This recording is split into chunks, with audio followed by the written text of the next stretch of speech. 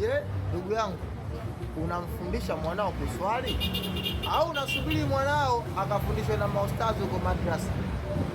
Wewe mwenyewe unamfundisha, bwana mwanangu, unaona hivi mimi naswali hivi na wewe swali hivi hivi.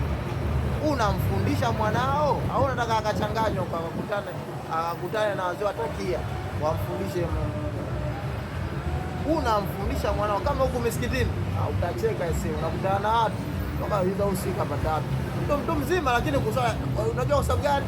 Tokea udogoni baba yake hakumfundisha swala, kwa alikuwa tu anakuja msikitini anafuatisha tu watu wanavyofanya, hajui hapo kinafanya nini.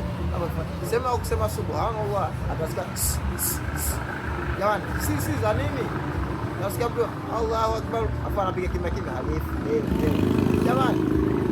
Oya, una mwanao unamfundisha, hebu jaribuni kumfundisha mwenyewe kabisa.